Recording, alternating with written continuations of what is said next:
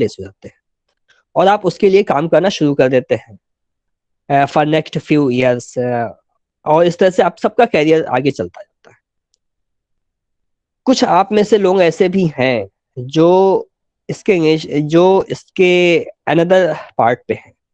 वो ये देखते हैं कि हम ऐसा क्या करें कि जिससे हमारा अपना वेंचर हो और उसमें बहुत सारे लोग काम कर रहे हो और हम सैलरी लेने के बजाय जगह पर सैलरी देने वाले बन जाए।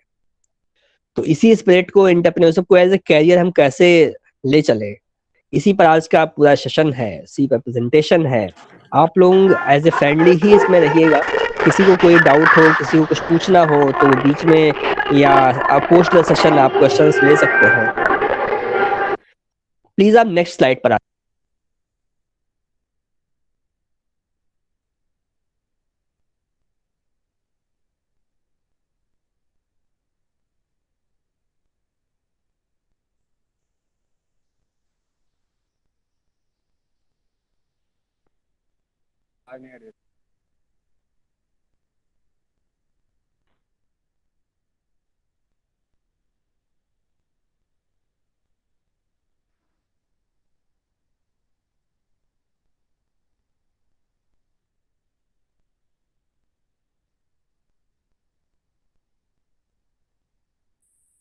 सर आपका माइक म्यूट है sir. Oh, am I audible right now? Yes sir. Yes sir. Oh thank you, आप लोगों को पहले थोड़ा सा बताना था। हम लोग डिस्कस कर रहे थे कि अभी हुआ था। ओके ओके ओके, हम लोग डिस्कस कर रहे थे इंटरप्रेन्योरशिप में कैसे हम लोग इनकलकेट करेंगे, कैसे वन बाय वन स्टेप्स को, अपॉर्चुनिटीज को ग्रैब करना और फिर उसको इंटरप्राइज में कन्वर्ट करना। तो अभी जो स्लाइड आपके मोबाइल स्क्रीन पर, लैपटॉप स्क्रीन पर दिख रही है, ये एक फ्लो चार्ट है कि हम शुरुआत से इंटरप्राइज बनाने तक की जर्नी को कैसे करते हैं।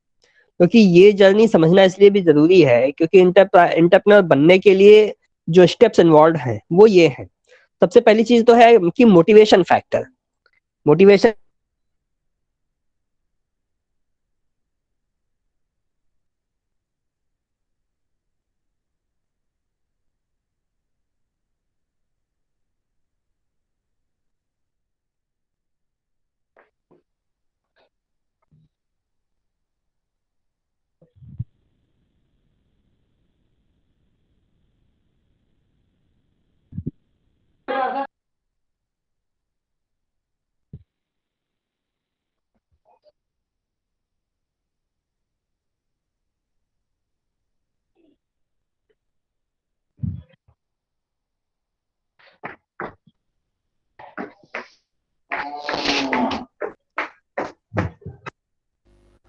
Not Audible.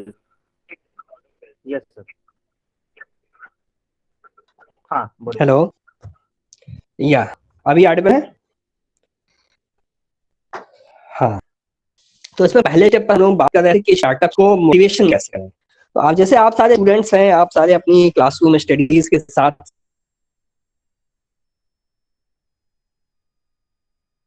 साथ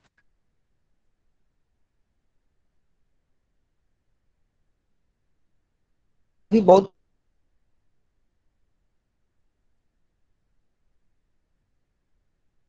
कुछ ऐसा के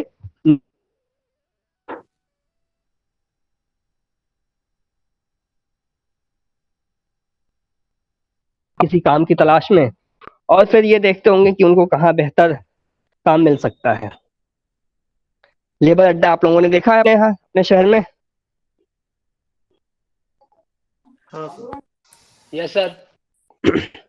तो उन आइडिया, फिर उनमें सस्टेनेबल है, उनको एक बिजनेस प्लान में कन्वर्ट करना। ये पूरा प्रोसेस जब आप करेंगे, जो इनोवेटिव आइडिया होगा, फिर उसके प्रोसेस के करने को ही स्टार्टअप कहेंगे। यानी आपने कोई अपॉर्चुनिटी को देखा, उसके अगेंस्ट एक कोई ऐसा बिजनेस प्लान बनाया, एक कोई ऐसा प्लानिंग किया कि भाई इस आइडिया को अगर हम इनकलकेट करेंगे तो हमें इस प्रकार इससे n number of opportunities create होंगी, एन नंबर ऑफ लोगों को इसमें एम्प्लॉयमेंट मिलेगा। तो इस पूरे प्रोसेस को कहेंगे स्टार्टअप। अब इसको इनिशिएट कैसे किया जाएगा? ये इतना काम तो सिर्फ हुआ जो आपको अपने ब्रेन स्टॉर्मिंग से, अपने दोस्तों की मदद से, अपने फैकल्टी की मदद से करना है। इसके बाद आएगा कि हम इसे आगे कैसे लेकर जाए। तो उसके लिए उसको रजिस्ट्रेशन कराना पड़ेगा, फिर उसको बहुत सारे एक्सपर्ट्स के पास पिचिंग करना होगा, बहुत सारे बिजनेस प्लान कंपटीशंस में लेकर जाना होगा। वहां पर इन आइडियाज को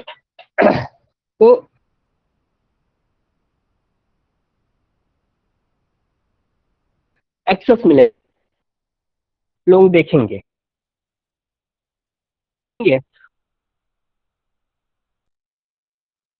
बेटरमेंट के लिए भी आपको आइडियाज देंगे। ये होता है रहेंगे।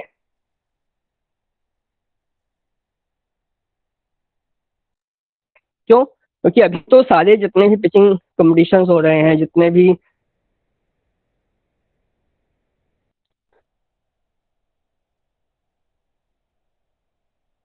करना और उसको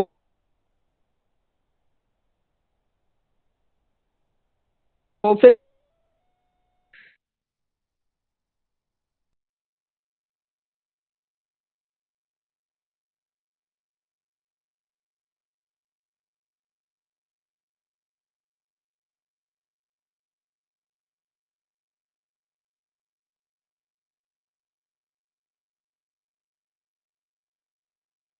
और अल्टीमेटली गोल ये रहता है कि इन आइडियाज के थ्रू हम नए अपने स्टार्टअप के लिए कुछ फंड कलेक्ट करें, क्योंकि अल्टीमेटली आपको अपने स्टार्टअप आइडिया को प्रेजेंट करना है, उसको मार्केट में लेकर जाना है। तो ये पूरा स्टेप होता है एक आइडिया को पिक करके उसको फंड रेज करने तक जाने तक के लिए। आप सबके पास एन नंबर ऑफ आइडियाज होंगे। आपको हमारी आवाज आ रही है? सच्चिदानंद जी, आपकी स्क्रीन विजिबल नहीं है। Yes sir. सच्चिदानंद जी, आपकी स्क्रीन विजिबल नहीं है, इसलिए प्रेजेंटेशन को आप फिर से रीस्टार्ट कर दीजिए।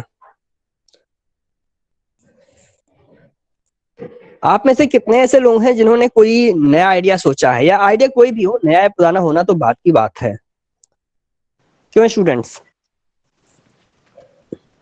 आप लोग कोई आइडियाज को डिस्कस कहाँ पर करते हैं? कैसे ये सोचते हैं कि ये आइडिया अच्छा है, ये आइडिया नहीं अच्छा है, इसको हमें मतलब पोटेंशियल है, मतलब ये इस आइडिया में यूनिकनेस है, इस आइडिया की मार्केट में डिमांड है, ये सब चीजें डिस्कस करने की चीजें, ये आप लोग कैसे करते हैं?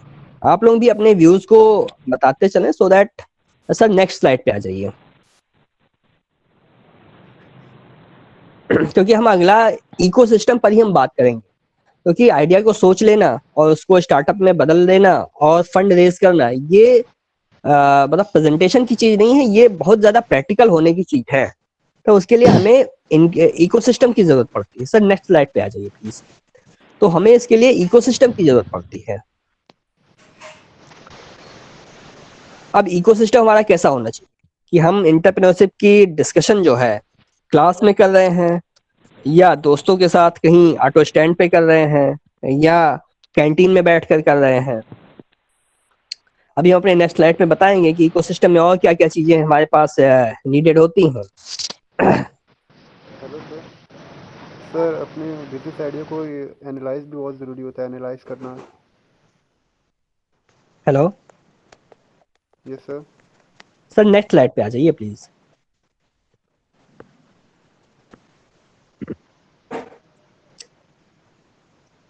सो जब भी आपका कोई आइडिया उसको आगे बढ़ाना है, तो उसके लिए हमें एक ऐसे मशीनरी की जरूरत पड़ती है जहां पर हम उस आइडिया को रजिस्टर कर पाए, उसमें कुछ लीगल एडवाइस मिल पाए, कुछ ऐसे लोग हों जो उस पर अपनी फीडबैक दे पाए कि भाई ये आइडिया ऑलरेडी एग्जिस्टिंग है या नहीं है, अच्छा है, खराब है, इसको आगे चलाया जा सकता है या नहीं चलाया जा सकता है।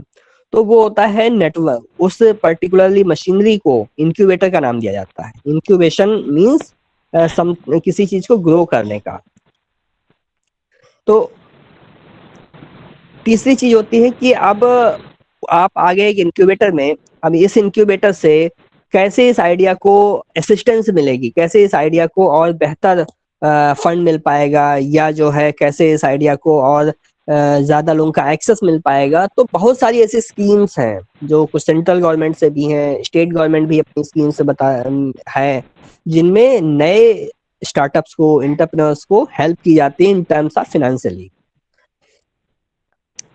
अब एक तो सेक्शन हुआ कि गवर्नमेंट ग्रांट का, but her bar government grant का मिलना और समय से मिलना अगर उसमें कोई डिले हो तो उसके लिए हमारे पास बहुत सारे बिजनेस प्लान कॉम्पिटिशन्स होते रहते हैं पूरे देश में।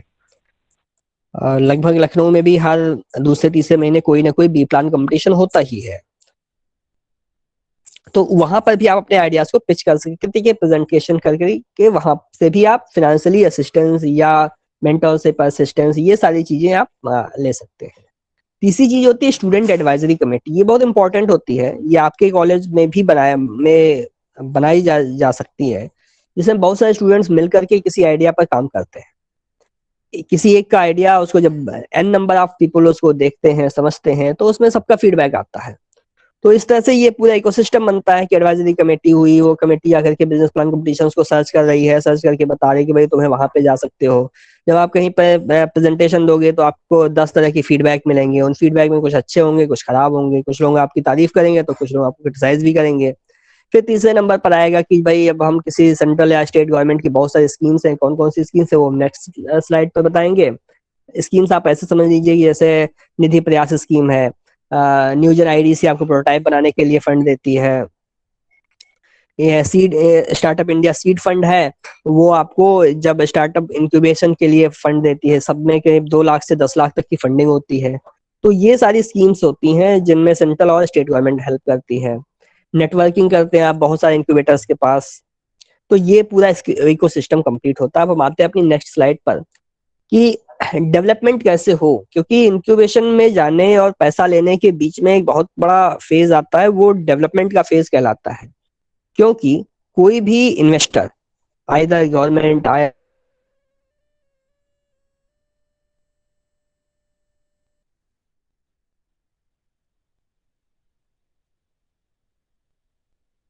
मिलेगा। आप समझ रहे हैं बात को? Sir I want ask question. आप हाँ सुन पा रहे sir?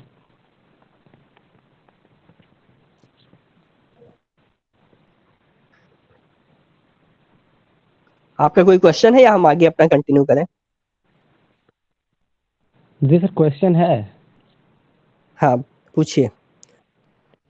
Ji sir, by the way अगर मैं कोई कंपनी शुरू कर रहा हूँ हम्म। तो सर उसको शेयर मार्केट में जोड़ने और शेयर बनाने में क्या प्रोसेस है सर? जैसे कि मतलब किसी भी कंपनी का, जैसे इसमें वीआई का जो शेयर है हम्म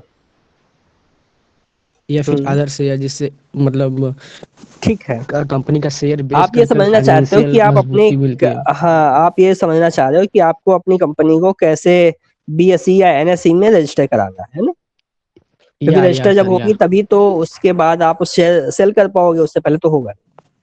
ठीक है, इस जी क्वेश्चन को सर। हम अपने पीपीटी के लास्ट में आंसर करेंगे, क्योंकि अभी हम ओके ये सर। बता रहे हैं कि स्टार्टअप डेवलपमेंट के क्या फेजेस हो सकते हैं। तो अगर आप ये पीपीटी सर इसको फुल स्क्रीन पर कर दीजिए सो दैट सभी के उसमें रहे। पहला तो ये है कि बिजनेस आइडिया को, पहले आइडिया क्रिएट हुआ, आप सभी लोग स्क्रीन देख पा रहे होंगे। तो सेकंड उस पर आइडिया का वैलिडेशन, ये काम करते हैं ज्यूरी मेंबर्स, ये काम करते हैं sector experts.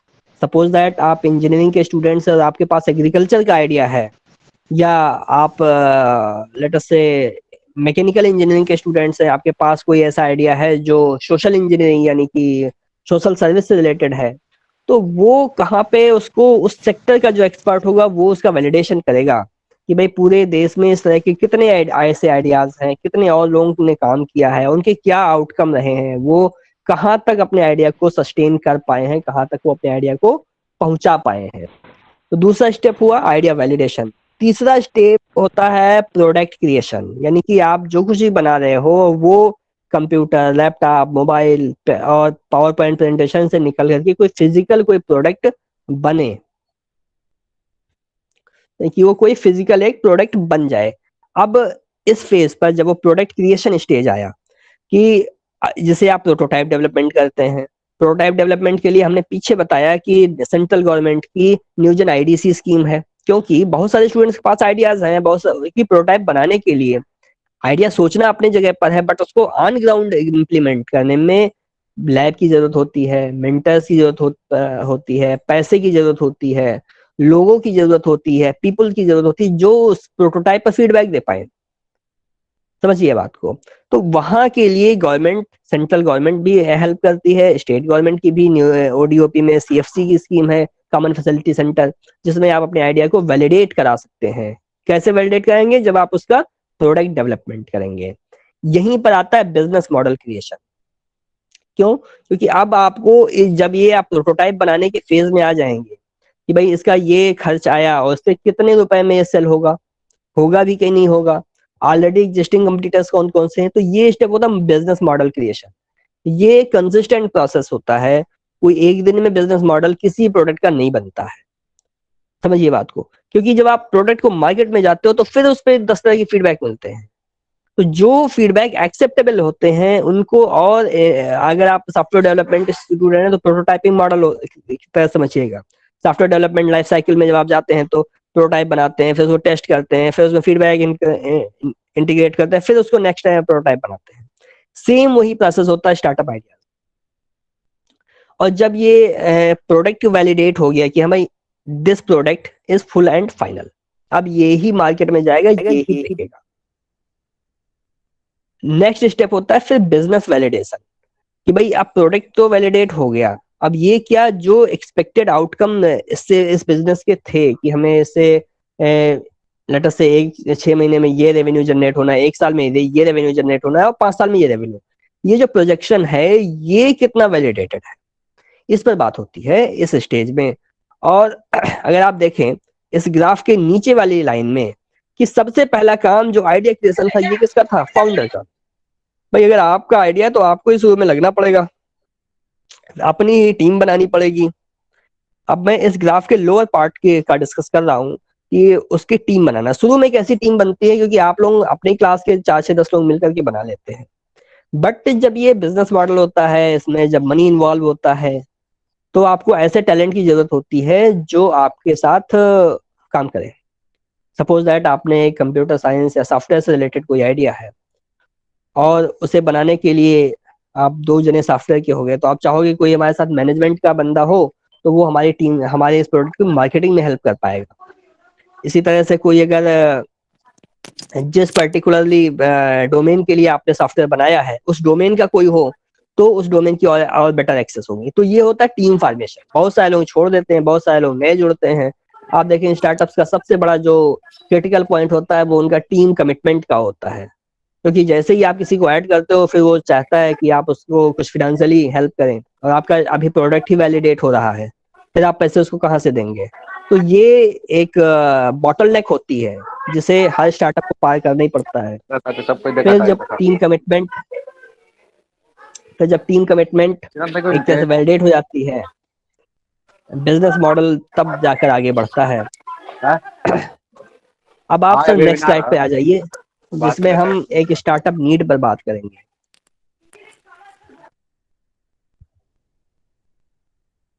Sir next slide पे आ जाइए, जिसमें हम स्टार्टअप नीड पर बात करेंगे। क्योंकि यहाँ तक तो ठीक हो गया कि अब हम स्टार्टअप बनाएंगे और स्टार्टअप का क्या इकोसिस्टम है। अब जरूरत यह है कि भाई हमें सबसे बड़ी नीड तो पैसे की है, क्योंकि बिना फाइनेंस के आप बिजनेस कैसे शुरू भी कैसे करेंगे। तो 2 तरह से की नीड होती है, एक तो कैश, कुछ पैसा मिल जाए, दूसरा सपोर्ट इन द सेंस कि आप जो प्रोडक्ट बना रहे हैं उसको 10, 20, 50 लोग, 100 लोग ऐसे यूज करें, उसमें अपना फीडबैक दें, अपना समय लगा दें। तो वो सपोर्ट आपको मिलता है इनक्यूबेटर से और कोवर्किंग स्टाफ से। कोवर्किंग मींस जो आपके साथ काम करने वाले लोग हैं, आपके साथ पढ़ाई करने वाले लोग हैं, ये सारे लोग सपोर्ट में आ जाते हैं। कैश कहाँ से मिल सकता है? पहली चीज तो कंपटीशन से मिल सकता है, जैसे हमने बताया बहुत सारे बी प्लान कंपटीशन है, वहां से ग्रांट के फॉर्म में। रिवार्ड बेस्ड क्राउड फंडिंग, कुछ नए मैकेनिज्म आए हैं जिसमें हम क्राउड फंडिंग से भी फंड बहुत सारे स्टार्टअप्स क्रिएट करते हैं। तीसरा और सबसे फेमस है इक्विटी बेस्ड फंडिंग, जिसमें आप किसी को अपने बिजनेस का 2%, 4%, 10% देते हैं और उससे कुछ लाख रुपए, कुछ करोड़ रुपए, डिपेंड करता है आपके स्टार्टअप आइडिया का वैल्यूएशन क्या है। उस वैल्यूएशन के रेशियो में, उस वैल्यूएशन के सपोज आपका 10 लाख का स्टार्टअप आइडिया है, आपने 2% इक्विटी दिया और 2 लाख रुपए लिए, दैट्स ऑल। एक ये एग्जांपल है, ये कोई फिक्स नंबर नहीं है, ये डिपेंड करता है स्टार्टअप के फाउंडर और जो इन्वेस्टर है उसके बीच के, दोनों के बीच के निगोशिएशन पर। ये जब दोनों मिलते हैं, बाकी लोग अपने माइक को भी ऑफ कर दें। तो अब आपको ये देखना होता है कि हमारे पास कौन सा वाला ज्यादा हमें अप्रोप्रिएट है, कैश वाला भी, सपोर्ट वाला भी, दोनों मिल करके। अगर आपको ज्यादा सपोर्ट है, आई नीड मोर सपोर्ट, तो आप जाते हैं एक्सेलरेटर्स के पास। स्टार्टअप इकोसिस्टम में चूंकि आपको इसे अपना कैरियर बनाने की दिशा में बात कर रहे हैं, तो एक्सेलरेटर्स का वो रोल होता है जो समझिए कैटलिस्ट का होता है केमिस्ट्री में, यानी कोई भी प्रोसेस को अचानक से बूस्ट कर देना। एक्सेलरेटर अगर आपके पास होगा तो आपका स्टार्टअप आइडिया बहुत जल्दी ग्रो करेगा, बट उसके साथ उतना ही रिस्क भी होगा, क्योंकि फिर उसे आपको हैंड होल्ड करना पड़ेगा। तीसरी चीज है कि कुछ कैश चाहिए, तो थोड़ा सा पैसा चाहिए तो उसको एंजल इन्वेस्टमेंट बोलेंगे, ज्यादा सा चाहिए तो वेंचर कैपिटलिस्ट फंडिंग कहेंगे। फाइनेंस की क्लास आप सारे लोग इंजीनियरिंग के हैं या मैनेजमेंट के भी हैं इसमें? अधिकांश जनता इंजीनियर्स की है या फिर मैनेजर्स की है? सर इंजीनियर सर इंजीनियर मैं समझ गया, मैं समझ गया, इंजीनियर्स मैं समझ गया। मैं भी इंजीनियर ही हूँ, सर आप भी इंजीनियर हाँ, हैं। बट अब मैनेजर बनने की दिशा में आगे काम कर रहा हूँ। तो मैं ये एंजल इन्वेस्टमेंट, वीसी फंडिंग, बस दिस इज जस्ट ए, आप इसको समथिंग डेफिनेशन समझ लीजिए। कम पैसे चाहिए तो उसको एंजल इन्वेस्टमेंट बोलते हैं। मैं इसलिए पूछा था, जो एमबीए वाले लोग होंगे उनके पास ये सब सब्जेक्ट होता है कि what is angel investment, VC funding कैसे होती है, मैकेनिज्म क्या होता है। आपको तो बस केवल पैसा लेना है, तो आपको इसके डेफिनेशन में नहीं जाने का कि खाना बना कैसे है, वो टेस्टी होना चाहिए, दैट्स ऑल। पैसा मिलना चाहिए। हाँ बताएं अविनाश। हाँ सर, कह रहे हैं इस प्लान के मुताबिक मतलब डायरेक्ट मैन्युफैक्चर से हाथ मिला ले तो हो सकता है सर? पहले तो ये पता लगाओ कि आपका प्रोडक्ट क्या है। जी सर, उस Factor प्रोडक्ट कौन के है? बारे में जानने के बाद शेयर, मतलब जो हमारे हेल्पफुल लोग हैं उनको जी शेयर हाँ, करें, शेयर करने के बाद और बिल्कुल, मैन्युफैक्चर से डायरेक्ट हाथ मिला सकते हैं सर। हाँ बिल्कुल, इसी तरह जी से सर, होता जो भी प्रॉफिट आए वो मुझे मिल सकती है और मतलब हो सकता है। है। हाँ, लेकिन प्रॉफिट लेने के चक्कर में, देखिए प्रॉफिट लेने के लिए मैन्युफैक्चरर भी है और प्रॉफिट लेने के लिए जिससे आप हाथ मिलाने जा रहे हो वो भी है। तो फिर ऐसा जी ना हो सर। कि वो दोनों आपस में हाथ मिला ले, आप पीछे हट जाए, है ना? नहीं सर, नहीं सर, दैट्स जैसे वाई कहने का मतलब है कि आप हम जो सामान बनाता है, प्रोडक्ट बनाता है, वो कंज्यूमर नहीं बनाता, मैन्युफैक्चर बनाता है और मैन्युफैक्चर से कंज्यूमर सामान लाता है, उससे हम लोग लेते हैं जैसे कि। हम्म और जो कंज्यूमर पैसा, मतलब हम लोग जैसे फ्लिपकार्ट हुआ, अमेजोन हुआ, उन सब से सामान लेते हैं, तो हम्म जो प्रॉफिट होती है, मतलब 40 रुपया में सामान बन रहा है, 100 रुपया का सामान 40 रुपया में बनता है, लेकिन 100 रुपया में बेचते हैं लोग। हम्म 60 रुपया इन लोगों के बीच में जाता है।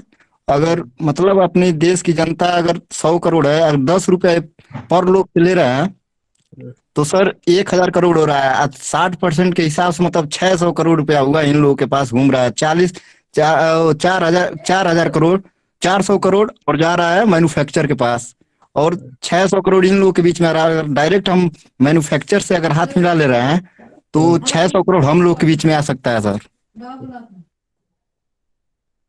अब हम बात करते हैं कि एंजल इन्वेस्टमेंट और वीसी फंडिंग क्या होती है। सर नेक्स्ट स्लाइड पे आ जाइए, स्क्रीन शेयरिंग शायद ऑफ हो गई है।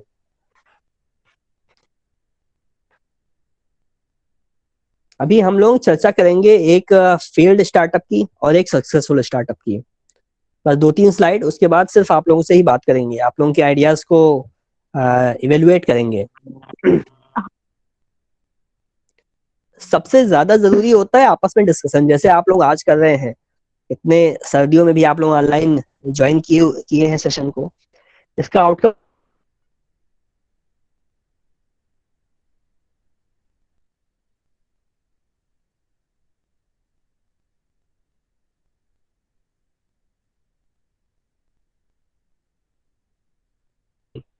मोटा मोटा ही जान लीजिए, स्लाइड में ऑलरेडी शेयर कर चुका हूं आप लोगों के साथ। तो जो छोटे फंड होते हैं अर्ली स्टेज डेवलपमेंट के लिए एंजल फंड की जरूरत होती है, और बड़ा जब हो जाता है बिजनेस तब उसको वेंचर कैपिटलिस्ट भी एक ऑर्गेनाइजेशन होता है, वो कोई इंडिविजुअल नहीं। जबकि एंजल इन्वेस्टमेंट में कोई अंकुर सर चाहे तो अभी 5 लाख रुपए इन्वेस्ट कर सकते हैं किसी के आइडिया में, तो वो कहलाएगा एंजल फंडिंग।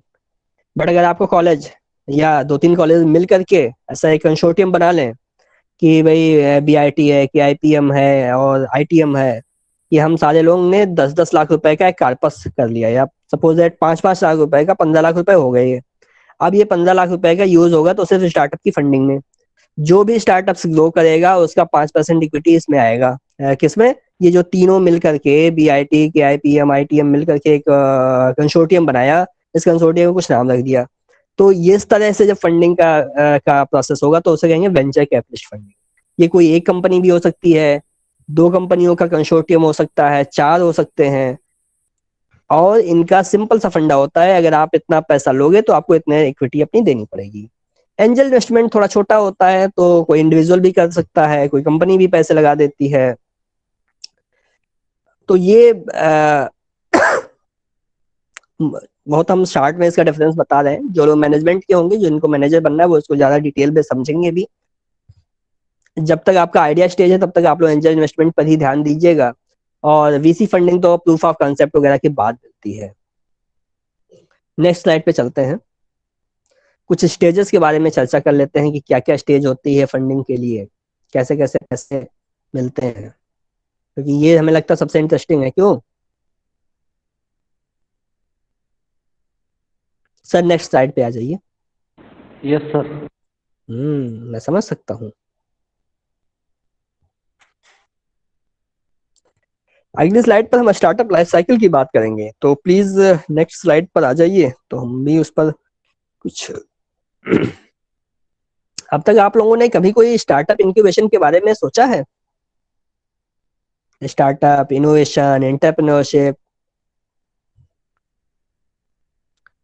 देखो, ये जो स्टार्टअप एंटरप्रेन्योरशिप है ना, इसे आप ये मान के मत पढ़ें या मत सीखें कि आपको हम बिजनेसमैन बनाने जा रहे हैं। ऐसा कोई मेरा इरादा नहीं है। आपका जो कैरियर का इरादा हो वही करना, लेकिन अगर आप इस पे ध्यान देते हो तो ये आपका इंडिविजुअल ग्रोथ भी करेगा, ये आपकी पर्सनालिटी डेवलपमेंट का हिस्सा है, क्योंकि इसमें आप एज ए ओनर सोचते हो। इसमें आपका थॉट प्रोसेस होता है, वो क्या होता है? ओनर का होता है। अभी आप ऐसे समझो कि आप स्टूडेंट होते हुए भी आप टीचर के जैसा सोचने लग जाए, तो आपका थॉट प्रोसेस ऊपर हो जाएगा ना। आप जिस भी कंपनी में काम करने जा रहे हैं, आप उसकी ओनरशिप के बारे में, या ये आपका थॉट प्रोसेस हो कि हम ऐसा क्या काम करें कि कंपनी का ग्रोथ हो। 2 तरह के थॉट प्रोसेस हो सकते हैं। हम ऐसा क्या काम करें जैसे मेरा ग्रोथ हो, यानी कि हम एक अच्छे एम्प्लॉय बन जाए। हम ऐसा क्या काम करें जिससे हमारी कंपनी का भी ग्रोथ हो।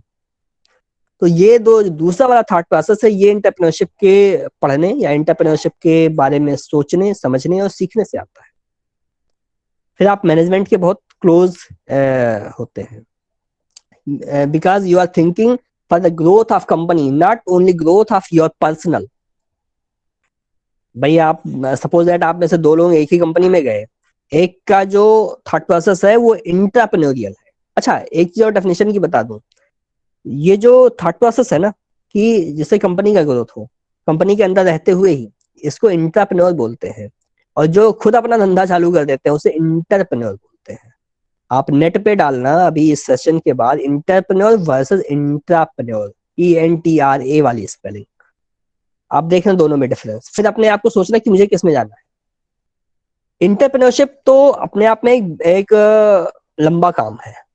कोई ऐसा नहीं कि हम आज सेशन लेंगे और कल से आप इंटरप्रेन्योर सब बन गए, ऐसा नहीं होता है। इसमें काफी समय लगता है, काफी कुछ और भी ये नीड होती है, वो भी फुलफिल करनी होती है। तो इस स्लाइड पर हम बात कर रहे थे स्टार्टअप की लाइफ साइकिल के बारे में।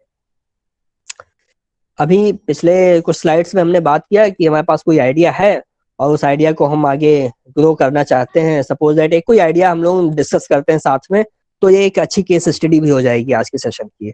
हमने भी शुरुआत में चर्चा की थी एक लेबर अड्डा की, है कहीं गोरखपुर में?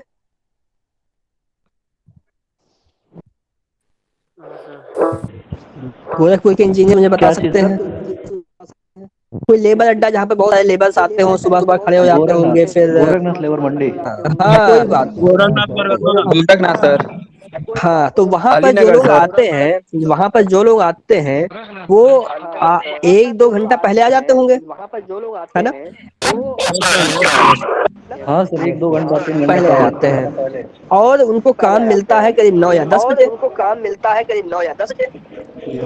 इसके बाद से वो लोग नहीं आ जाता है। आई थिंक हमारी वॉइस को हो रही है। जी सर, थोड़ा थोड़ा। कहीं पर स्पीकर ऑन होगा। शुभम आप अपना माइक ऑफ कर दीजिए। हाँ बस ठीक है। तो मैं ये कह रहा था कि वो 2-3 घंटा पहले आ गए और उन्होंने काम किया 10 से या 9 बजे से 6 बजे तक। उसके बाद फिर उन्हें वापस घर जाने तक में फिर 2 घंटे लगे। ठीक, तो सुबह का 2 घंटा, शाम का 2 घंटा, 4 घंटा उनका बिल्कुल यूजलेस गया, नॉन परफॉर्मिंग टाइम हो गया ये। यानी इस टाइम में उन्होंने कोई परफॉर्मेंस नहीं किया। ये एक प्रॉब्लम भी है कि भाई आदमी को उसी समय, जैसे हम लोगों का है, हमें मालूम है कि हमें अपने ऑफिस से इतने बजे जाना है, इतने बजे आना है, तो हमारा टाइम नहीं वेस्ट होता है। पर उन लोगों का तो बहुत टाइम वेस्ट हो जाता है। इस प्रॉब्लम को, ये एक पेन पॉइंट है, ये पेन पॉइंट है। इसको कैसे रिजॉल्व किया जा सकता है? आप लोगों में से जरा सोचना कि भाई हम ऐसा क्या करें जिससे सारे लेबर्स को टाइम ये बच जाए, उनको जहाँ काम पे जाना है वहां पे सीधे वो पहुंच जाए और फिर वहां से अपने घर चले जाए। ये काम एक डिजिटल मजदूर नाम का एप्लीकेशन है, वो आपके ही सीनियर, मतलब अभी आप लोग शायद 20-22 में पास आउट है, तो अभी उसी स्लाइड पे रही है, अभी हम नेक्स्ट स्लाइड तक पहुंचे नहीं है, हम लोगों ने कुछ और बात करनी शुरू कर दी थी। तो आपके ही एक सीनियर ने इसी यूनिवर्सिटी के बनाया है डिजिटल मजदूर। आप गूगल सर्च करिएगा अभी सेशन के बाद।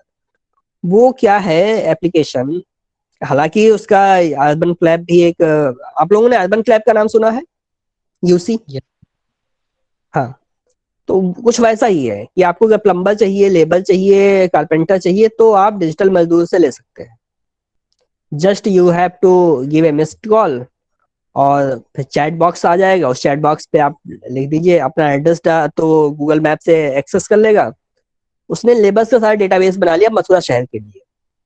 मथुरा शहर में जितने भी लेबर्स हैं उनसे बात करके, मिल करके, समय अपना तय करके कि भाई आपका क्या मोबाइल नंबर है, और वो 1 to 1 नोट कर लिया कि उसके पास 100 लेबर हो गए, 100 जो है कारपेंटर हो गए, 200 जो है राजगीर हो गए, 300 समथिंग हो गए, एंड नंबर ऑफ लेबर्स उसने कैटेगरी किया और उनके सामने उनका नाम लिखा, मोबाइल नंबर लिखा, डेटाबेस अपना मेंटेन कर लिया।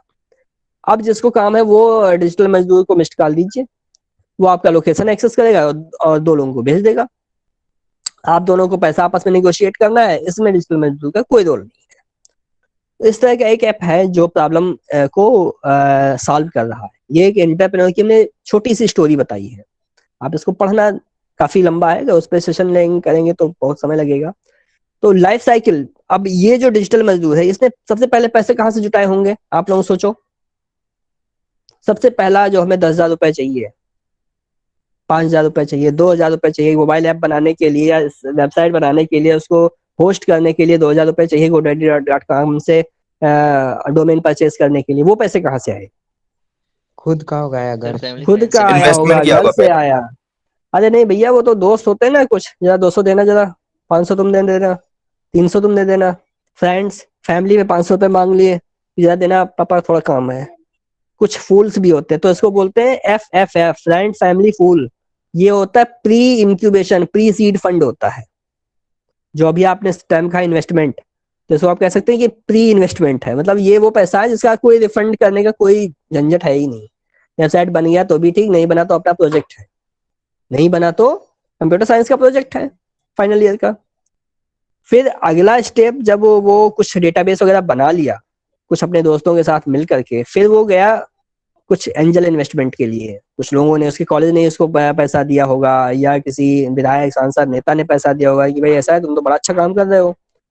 बट अल्टीमेटली उसने क्या किया? उसने अपने आप को सेल किया, उसने अपने आप को प्रेजेंट किया, बिजनेस प्लान को अपने बताया जाकर के कि देखो हम इतने, पूरे शहर भर में 10,000 टोटल लेबर है, देखो मेरे पास पूरा डेटाबेस है, हमने हर एक से बात करके बनाया है, कोई डेटा में एम्बिगिटी नहीं है, कोई डेटा में डुप्लीकेशन नहीं है।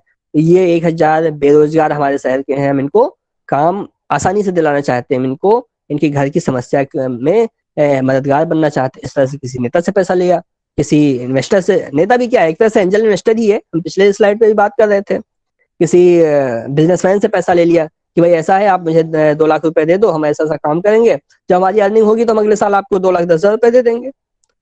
तो ये है आइडिया पिचिंग, और उससे फंड को रेज करना। छोटा छोटा ही मिलता है पैसा, बहुत ज्यादा कोई 10 लाख 20 लाख नहीं देता है। 10,000 भी दिया, 20,000 भी दे दिया, तो उसको तो अपनी वेबसाइट बनानी थी, वो बन गई। अगला स्टेप फिर आता है सीरीज ए, सीरीज बी और पब्लिक फंडिंग। सीरीज ए यानी और बड़ा, जब मेच्योरिटी हो गया, जब आप प्रोडक्ट को मार्केट में फिट कर लिए, टिपिकल रेजिंग करीब मिलियंस में हो गई। इसी तरह से सीरीज बी और बड़ा जब वेंचर हो गया। अब आती है पब्लिक ऑफरिंग। इससे रिलेटेड एक किसी ने प्रश्न भी पूछा था कि हम उसको शेयर मार्केट से कैसे पैसा उठा सकते हैं। तो जब आपका स्टार्टअप इतना ग्रो कर जाए कि वो मतलब उसके पास कार्पस अपना जनरेट हो जाए, तो एक संस्था है सेबी। सेबी इस बात का मूल्यांकन करती है कि कौन से बिजनेसेस को एनएसई या बीएसई, एनएसई का full form national stock exchange, BSE का बॉम्बे स्टॉक एक्सचेंज में कहां पर रजिस्टर करना है for the purpose of public offering. For the purpose of public offering यानी कि फिर उसमें लोग उसके शेयर को खरीदेंगे। जैसे कि सपोज टाटा का शेयर हो गया, रिलायंस का शेयर हो गया, बड़ी बड़ी एयरटेल का शेयर है, जियो का शेयर है। तो ये अब आ गए पब्लिक ऑफरिंग। पब्लिक इनके शेयर को हम और आप खरीद सकते हैं, उसमें पैसा अपना 1000, 10,000, 10 लाख रुपए इन्वेस्ट कर सकते हैं और कंपनी की ग्रोथ के साथ साथ हमारा भी हिस्सा बढ़ेगा। सपोज हमने 10,000 रुपए लगाया और कंपनी का शेयर, आप लोग रोज न्यूज में देखते होंगे कि इस कंपनी शेयर मार्केट में उछाल गिराव, ये सब इसीलिए होता है क्योंकि उससे बहुत सारे लोग जुड़े होते हैं। बहुत सारे लोग, किसी ने कंपनी में डाल रखा है, किसी ने किसी कंपनी में डाल रखा है, टीसीएस का शेयर है, बहुत सारी कंपनियों का शेयर है। आप कभी इसमें से कितने लोग स्टॉक वगैरह में भी थोड़ा बहुत रुचि रखते हैं? थोड़ा बहुत ही, ज्यादा रुचि की जरूरत नहीं है। भी कभी वेबसाइट वगैरह देखते हो? बीन ये जी का एक बिजनेस चैनल है, टीवी पर आता है, वो देखते होंगे। इकोनॉमिक टाइम्स न्यूज़पेपर पढ़ते होंगे। इकोनॉमिक टाइम्स में बिजनेस टाइम्स का अलग पेज आता है, वो देखते होंगे। है आप लोग देखते हैं ऐसा? थोड़ा बहुत देखा करिए, है ना? थोड़ा बहुत देखो। रेगुलर न्यूज़पेपर्स के साथ साथ इवन आप मोबाइल पर भी अगर उसको, हाँ, अगर आप मोबाइल पर ही ये सब चीजें भी थोड़ा बहुत एक्सप्लोर करते रहेंगे तो आज नहीं तो कल आप लोग सब बड़े लोग बन जाएंगे, इंजीनियर्स बन जाएंगे। फिर सारा पैसा क्या करेंगे? कहीं ना कहीं तो लगाना पड़ेगा ना, क्यों? तो अभी से ज्ञान रहेगा तो आगे भी काम आएगा, ये इसलिए मैं कह रहा था। तो यहाँ पर ये आया, सेबी रजिस्टर करेगा, किस कंपनी को रजिस्टर करना है, उसका मिनिमम वैल्यूएशन 10 बिलियन यानी 10 करोड़ होना चाहिए, है ना? ये नंबर एक बार आप भी गूगल पे चेक कर लेना, मैं भी इसे चेक कर लूंगा। 10 करोड़ मिनिमम वैल्यूएशन होना चाहिए, तब वो एनएसई या बीएसई में जाएगा। ये शर्त होती है। फिर वो पब्लिक ऑफरिंग में आ गया, फिर लोग शेयर खरीदते जाएं और आप उसे जो है हर एक का उसमें स्टॉक आ गया। जिसने प्रश्न पूछा था यहाँ पे क्लियर हुआ या नहीं हुआ? अभी अविनाश शायद ने पूछा था। अब आते हैं नेक्स्ट स्लाइड पर। बस अब हम 2 स्लाइड और लेंगे, उसके बाद हम ज्यादा समय आप लोगों का खर्च नहीं करेंगे। एक स्लाइड है हमारे पास अगली, जो है वो है एक सक्सेसफुल स्टार्टअप की। एक कहानी सुना देंगे आप लोगों को, स्टोरी सुनना तो सभी को अच्छा लगता होगा। Yes sir. हाँ, तो एक स्टोरी सुनाते हैं। 2 स्टोरी सुनाएंगे। एक स्टोरी से आपको लगेगा कि ये सक्सेसफुल हो गया और दूसरी स्टोरी से लगेगा कि ये तो फेल हो गया। फिर आपकी जिम्मेदारी है आप कौन सी स्टोरी को ज्यादा महत्व देते हैं। प्लीज नेक्स्ट स्लाइड पे आ जाइए ताकि हम भी तो स्टोरी को देखें। ये एयरबीएनबी एक कंपनी है, नाम सुना है?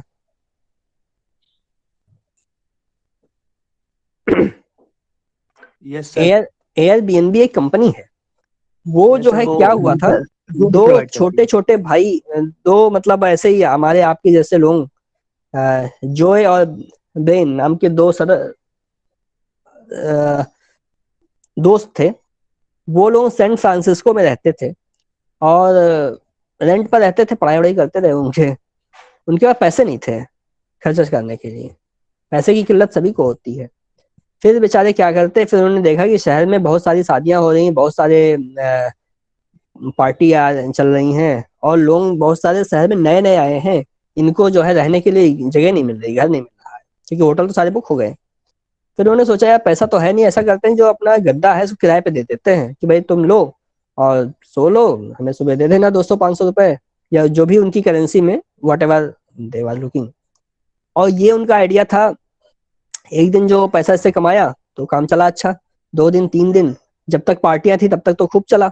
शहर में खूब सारी शादियां थी, बहुत सारे और भी कल्चरल इवेंट्स थे। तो उसमें ये लोग क्या करते थे, उससे इन्होंने पैसा कमा लिया और जब पैसा कमाने लगे, जब हाथ में पैसा आता तो मालूम ही है ना कि और ज्यादा क्रिएटिविटी आ जाती है। क्रिएटिविटी कैसे आती है? जब उससे कुछ लाभ मिलने लगता है तो और ज्यादा मन करता है कि नहीं और ये इसको अच्छा करेंगे, क्योंकि उससे फिर वो पैसा वो एज ए रिवॉर्ड आ जाता है ना। फिर इन लोगों ने क्या किया कि उसकी एक वेबसाइट बनाई। वेबसाइट पर इन्होंने ये डाला कि भाई जिसको भी इस शहर में आ रहे हो और अगर जरूरत है तो हमारे पास ये अवेलेबिलिटी है, हम आपको सुबह चाय का नाश्ता भी दे, चाय और नाश्ता भी दे देंगे। लोग और ज्यादा आने लगे। तो अब इन्होंने सोचा यार अपना गद्दा तो बस एक ही दो है, इससे तो बहुत कम पैसा कमा पा रहे हैं, ऐसा करते हैं कि पब्लिक को ऑफर से ले लेते हैं कि भाई जिसको जिसको भी देना है अपने गद्दे किराए पर वो देते जाओ, हमको बस केवल आप लेटर से 2% का आप मुझे शेयर दे दो। तो शहर के बहुत सारे लोग भी इस काम में आ गए। फिर क्या हुआ, इनका एक शो अप हो गया कि बहुत सारे लोग आने लगे और ये आइडिया चलने लगा कि भाई ठीक है, लोगों को भी पैसा मिल जाता था और जो लोग रहने आए उनको भी आसानी से होटल से सस्ते में मिल गया। तो कॉस्ट इफेक्टिविटी आ गई ना, innovation in terms of cost effectiveness. अब इनको लगा कि हाँ ये तो चल पड़ा, तो इन्होंने एक को फाउंडर को भी मिलाया, ऐसे आदमी को जो वेबसाइट वगैरह बना ले, जो वेबसाइट वगैरह अच्छे से चला ले, क्योंकि इनका सारा काम ऑनलाइन था। फिर इन्होंने अपना स्टार्टअप लॉन्च किया। स्टार्टअप लॉन्च किया तो चला भी। फिर इन्होंने 2008 आते आते इन्होंने पहला जो है फंड भी कलेक्ट किया, फर्स्ट फंडिंग भी हो गई, बट बिजनेस ग्रो नहीं कर रहा था। फंडिंग तो हुई लेकिन जिस तरह से उम्मीद थी शुरुआत में वैसा नहीं ग्रो कर पाया। क्यों नहीं कर पाया, इसको चेक करने के लिए ये लोग गए अपने जो इनके बिजनेस हाउसेस थे ना, जहाँ पर इन्होंने वो दे रखा था अपने, पूरा आइडिया इनका चल रहा था मार्केट में, गए फोटोग्राफी किया, देखा कि भाई क्या चीज है। तो बहुत जगह पे बहुत सारे लोग इनके नाम पर, चूंकि कस्टमर तो इनके नाम पे आते थे। आपको ये स्टोरी सुन करके कुछ ओला उबर की याद आ रही होगी, क्यों? क्योंकि दूसरे के इंफ्रास्ट्रक्चर से ही अपना बिजनेस कर रहे हैं। तो लोगों ने अपने गद्दे कोई साफ नहीं है, कोई कुछ है, कोई कुछ है, इस तरह से इन्होंने किया। फिर धीरे धीरे और समय बढ़ा तो इन्होंने अपनी सर्विस को इम्प्रूव किया। थोड़ा थोड़ा ये लोग आगे बढ़े, धीरे धीरे ये लोग थोड़ा सा आगे ग्रो किए। और जब ग्रो किए तो इनको और रिजेक्शंस भी मिलने लगे। बहुत सारे लोगों ने मना किया, अरे तुम्हारा तो बेकार है, ये क्या है, ऐसे वैसे नहीं हो सकता है। रिजेक्ट हुए। इस रिजेक्शन के बाद इन्होंने इनके पास फंड भी दिए थे, स्टार्टअप डाउन होने लगा, डाउनवर्ड जाने लगा। फिर जो है इन्होंने देखा कि एक आह करके एक वहां पर बैंड है, बैंड समझते हो ना, जो लोग म्यूजिशियंस होते हैं वो हर शहर शहर जाते हैं, शहर शहर जाते हैं और वो देखते हैं कि अब जहां पर वो बैंड जाता है वहां पर उसको बहुत सारा लॉजिस्टिक लेके जाना पड़ता था, बहुत सारे उसके उसके जो कंसर्ट था उसके बहुत सारे मेंबर्स थे, उसका बैंड सुनने और देखने, एंटरटेनमेंट के लिए बहुत सारी पब्लिक आ जाती थी। ये सारी पब्लिक को इंटरटेन करने के लिए इन्होंने आह वेंचर के साथ एमओयू यानी एक तरह समझौता कर लिया। जैसे अभी आपने थोड़ी देर पहले कहा था कि मैन्युफैक्चरर के साथ समझौता कर ले, उन्होंने भी यही कहा कि भाई जहां जहां तुम जाते हो वहां पर हमारा बिजनेस भी चलेगा। तो जिस शहर में वो जाता था उस शहर में एयरबीएनबी भी पहुंच गया। इस तरह से इन्होंने कुछ समय और सस्टेन किया तो इनके पास एक सॉलिड कस्टमर बेस बन गया। कैसा कस्टमर बेस? जो रेगुलर जान गया कि हाँ भाई एयरबीएनबी है कुछ, एयरबीएनबी है कुछ, एयरबीएनबी है कुछ, लोगों के माइंड में फिट हो गया। तब इनको मिला सीड फंड और ये फिर इन्वेस्टर्स से, और अब ये 10 बिलियन वैल्यूएशन की एक बड़ी कंपनी है जो कई शहरों में, कई देशों में भी यूएस के ऑपरेट कर रही है। तो ये था एक सक्सेसफुल स्टार्टअप की जर्नी फ्रॉम 0 to बिलियन। कैसी लगी story? Good sir next slide पर आ जाइए। तो अभी दूसरी स्टोरी अच्छी नहीं लगेगी, हाँ बस थोड़ा सा ऊपर। ये है फेल्ड स्टार्टअप। ये अपने हिंदुस्तान का है। गुड़गांव में दो बंधु थे, आईआईएम वाले थे, सब बहुत ज्यादा पढ़े लिखे और खूब अच्छे टैलेंट से। उन्होंने एक कंपनी शुरू किया पेपर टैप 2014 में। दिल्ली और नोएडा के क्षेत्र में ये क्या करते थे, जैसे अपने पास यहाँ पर आपके शहर में वी मार्ट होगा, है ना, आपके शहर में बिग बाजार होगा, आपके शहर में गोफर्स होगा, है ये सब। Yes sir. हाँ तो ऐसे ही लगभग ये भी था। ये भी आप ऑनलाइन ऑर्डर कर दीजिए, घर पे सामान पहुंचा देंगे, इस तरह का इनका काम था। अब इन्होंने काम तो अच्छा किया, कस्टमर भी खूब इनको मिले। 2075 में इन्होंने स्टार्टेड ऑपरेशन 17 शहरों में इन्होंने शुरू कर दिया और करीब 75 शहरों में एक्सपेंशन के प्लान के साथ मार्च 2016 में आए और इनको फंडिंग भी करीब इनको 15,000 17,000 की रोज की फंडिंग मिलने लगी। अब इन्होंने 10 और शहरों में पहुंच गए 2015 में, बस यहीं पर इनका फेलियर शुरू हो गया क्योंकि बहुत ज्यादा इन्हें कैश बर्न होने लगा। इन्होंने क्या अपना पॉलिसी बनाया कि हम 2 घंटे के अंदर सामान डिलीवर कर देंगे। ऐसी पॉलिसी बनाते ही इनको बहुत सारे स्टाफ को रखना पड़ गया, बहुत सारा स्टॉक, यानी कि अपने बफर में बहुत सारी चीजें रखनी पड़ी जिससे हम जल्दी से जल्दी सामान को पहुंचा सकें। फिर धीरे धीरे करते करते 15-16 आते करते ये केवल 2 शहरों में इनकी डिमांड रह गई। कंपटीशन भी बहुत ज्यादा बढ़ गया। 2016 आते आते अप्रैल में ये कंपनी बंद हो गई। 14 से 16 एक बार केवल 4, और इन 2 सालों में इनको 4 बार फंडिंग मिली। शट डाउन हो गए ये 2016 अप्रैल आते आते। तो ये था एक फेल्ड स्टार्टअप। वजह क्या थी? वजह थी ओवर कैश बर्न, कि बहुत ज्यादा इन्होंने फंड नहीं मैनेज हो पाया। पैसे तो आए, पैसे लगे भी सही जगह पर, बट वो मैनेज नहीं हो पाए, इसलिए स्टार्टअप फेल हुआ। तो ये थी आज की हमारी जो है जर्नी। आपने एक फेल्ड स्टार्टअप, एक सक्सेसफुल स्टार्टअप के बारे में जाना। बहुत सारे सक्सेसफुल स्टार्टअप्स हैं, बस इंटरनेट पर मोबाइल पर सर्च करने की जरूरत है। जैसे कि अपने यहाँ ओला चल रहा है, पेटीएम है, पेटीएम भी जल्दी ही बीएसई में लिस्ट हुआ है। तो ये सारे स्टार्टअप्स की स्टोरी है। स्टार्टअप्स की डेफिनेशन आप लोगों को मालूम ही होगा कि 7 साल से ज्यादा पुराना ना हो और उसके वो कंपनी प्राइवेट लिमिटेड हो या ओपीसी हो या एलएलपी हो, इस तरह की उसकी लीगल फॉर्मेलिटीज होनी चाहिए। तो ये थी एक स्टार्टअप की जर्नी। आज का सेशन हमारी तरफ से तो यहाँ तक है। अब आप लोगों का समय है कि आप लोग अपने कितने ज्यादा प्रश्न हमसे पूछते हैं और डिस्कस करते हैं, क्योंकि डिस्कशन करेंगे तभी हम लोग इसको एक बेटर आउटकम की तरफ बढ़ा पाएंगे।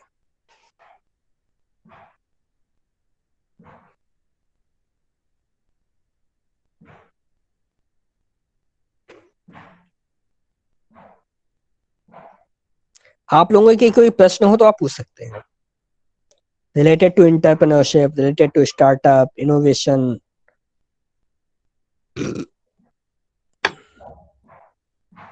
सर जो कॉम्पिटिशन्स होते हैं, जो पिचिंग कॉम्पिटिशन होता है, सर ये इसकी इंफॉर्मेशन कैसे मिलेगी कि होने वाले हैं या फिर कहाँ होने वाले हैं? इसके लिए अंकुर सर इज बेस्ट पर्सन, वो उनको सारी इंफॉर्मेशन मिलती रहती है। आप लोग अपने एंड पर लिंक्डइन पर एक्टिव रहिए। लिंक्डइन पर बहुत सारे पोस्ट आते रहते हैं। जब भी कोई कंपटीशन होता है तो उसे भी नीड होती है ज़्यादा से ज़्यादा पार्टिसिपेंट की, तो वो वहाँ से इंफॉर्मेशन मिलती है। startupindia.gov.in की वेबसाइट है, वहाँ पर जो गवर्नमेंट के द्वारा कराए जाने वाले कंपटीशंस होते हैं वो डाले जाते हैं। अपनी यूनिवर्सिटी के सर्कुलर्स में भी कभी कभी आते हैं। तो ये सोशल मीडिया ही इस समय है, काफ़ी कुछ वहीं से इंफॉर्मेशन मिलती है। हमारे पास जो आती है वो भी हम अंकुर सर को भेज दिया करते हैं। इस तरह से आईज को ओपन रखना पड़ता है, कंपटीशंस मिलते रहते हैं। Thank you sir.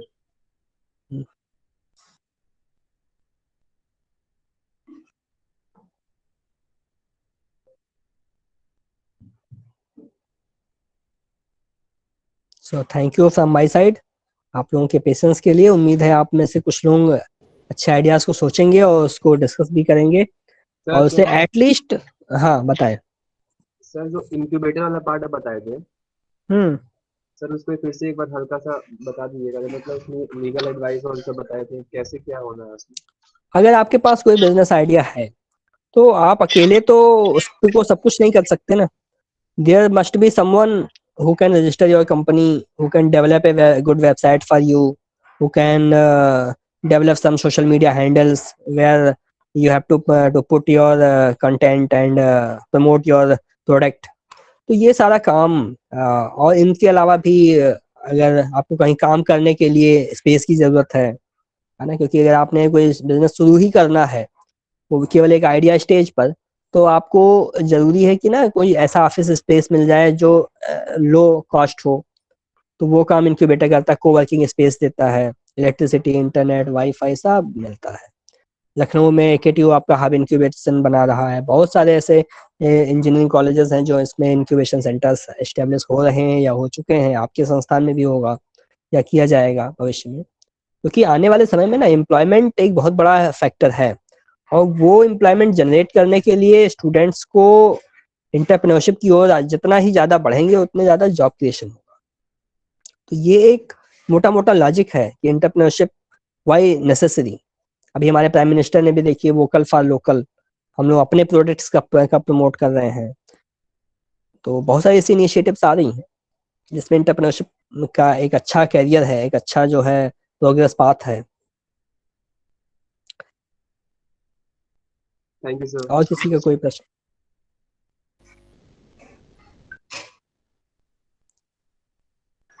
तो सर गुड जी afternoon sir. Yes Ayush, sir good पूछ रहे थे आफ्टरनून। सर पूछ रहे थे सर, जैसे कोई भी स्टार्टअप शुरू करते हैं हम लोग, या फिर कोई बिजनेस प्लान हुआ या फिर कोई ऐप का हुआ, कोई सॉफ्टवेयर का हुआ, तो सर इस आइडिया को सर पेटेंट भी कराना होता है ना सर, वो कैसे होता है? और वो इसको स्टार्टअप करने के बाद वो चलाएं कैसे, कैसे सर बता हाँ, देते हैं। पेटेंट करना एक बहुत इम्पोर्टेंट फैक्टर है, क्योंकि जो आपका आइडिया है वो आपने डिस्कस किया 50 लोगों के साथ, मे बी कोई उसे स्टील कर ले, है ना, कोई और उस पर काम करना शुरू कर यस दे। सर। तो अगर आपका आइडिया उसको आपको पेटेंट कराना है अपने एंड से, तो देखो पेटेंट दो तरह से होते हैं। एक इंडियन पेटेंट जो WIP, और दूसरा होता है वर्ल्ड पेटेंट यानी कि WIPO, world intellectual property organisation कराता है। सबसे पहला स्टेप होता है उसके ड्राफ्टिंग, कि जो आपका आइडिया उसको ड्राफ्ट कैसे करें। फिर ड्राफ्ट करने के बाद IPindia.gov.in एक वेबसाइट है जहां पर आप अपने आइडिया को सबमिट कर सकते, मतलब शेयर कर सकते हैं। वो सेफ सिक्योर है। इसके अलावा अगर आप स्टार्टअप में आ जाते हैं, इसके अलावा सर IPindia.gov.in, इसके अलावा, क्योंकि ये तो वो रास्ता है जिस पर आपको मतलब इंडिविजुअली चलना पड़ेगा, अकेले जाना पड़ेगा। दूसरा रास्ता है स्टार्टअप में। जैसे ही आप अपना आइडिया स्टार्टअप इंडिया पे रजिस्टर करोगे, आपको DPIIT नंबर मिलेगा, तो आपके आइडिया को government of India already patent के लिए कंसीडर कर लेते विदाउट एनी कॉस्ट। अदरवाइज अगर आप पर्सनल अटॉर्नी को लेंगे, उससे पेटेंट ड्राफ्टिंग कराएंगे, फिर उसको पेटेंट फाइलिंग कराएंगे, डिजिटल सिग्नेचर्स बनवाएंगे, तो वो एक थोड़ा सा लंबा रास्ता होता है। लेकिन दोनों ही रास्ते अवेलेबल हैं हर एक भारतीय के लिए, सभी के लिए है ये। इसमें ना स्टूडेंट ना फैकल्टी, कोई नहीं, सिर्फ यू मस्ट यानी citizen of India.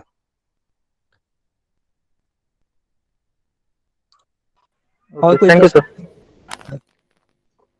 Okay, Abhishek sir. I guess thank you so much. it was a wonderful presentation. बहुत सारी चीजें मुझे भी अभी एक दो पॉइंट मिस कर रहा था मैं, तो मुझे भी थोड़ा सा याद आ गया। आपका प्रेजेंटेशन बहुत अच्छा था।